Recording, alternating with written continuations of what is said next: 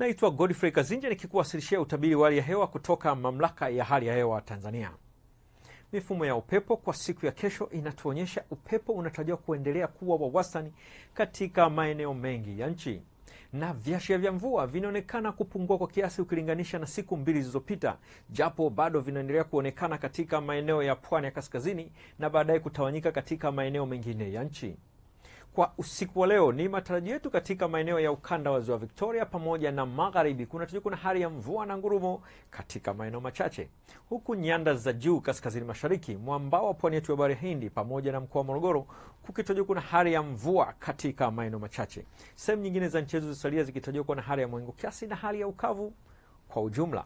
Kwa siku ya kesho, ni matarajio yetu katika maeneo ya ukanda wa Ziwa Victoria, magharibi mwa nchi, nyanda za juu kaskazini mashariki pamoja na mwambao wa pwani yetu ya Bahari Hindi yakijumuisha na mkoa wa Morogoro. Haya maeneo yanatarajiwa kuwa na hali ya mvua na ngurumo katika maeneo machache pamoja na vipindi vya jua.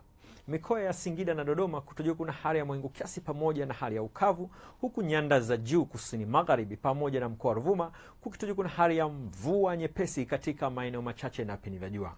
Na sasa tumalizie utabiri wetu kwa kuangalia matarajio ya siku 4 zijazo katika baadhi ya miji kuanzia siku ya kesho kutwa. Jiji la Dar es Salaam inatarajiwa kuwa na hali ya mvua kwa tarehe 26 na 27, huku 28 na 29 ikitarajiwa kuwa na hali ya mvua na ngurumo. Kwa upande wa jiji la Dodoma inatarajiwa kuwa na hali ya mawingu kiasi pamoja na hali ya ukavu. Kwa upande wa mkoa wa Mwanza unatarajiwa kuwa na hali ya mvua na ngurumo kwa tarehe 26 na tarehe 29, huku tarehe 27 ikitarajiwa kuwa na hali ya ngurumo za radi. Mkoa wa Kilimanjaro unatarajiwa kuwa na hali ya mvua nyepesi kwa tarehe 26. Mkoa wa Mbeya unatarajiwa kuwa na hali ya mawingu kiasi pamoja na vipindi virefu vya jua. Kwa upande wa mkoa wa Morogoro unatarajiwa kuwa na hali ya mvua kwa tarehe 26 na 27, huku 28 na 29 ikitarajiwa kuwa na hali ya mvua na ngurumo. Mkoa wa Arusha unatarajiwa kuwa na hali ya mvua nyepesi kwa tarehe 26. Na ni kutoka Mamlaka ya Hali ya Hewa Tanzania, hakuna la ziada. Asante na nikutakie usiku mwema.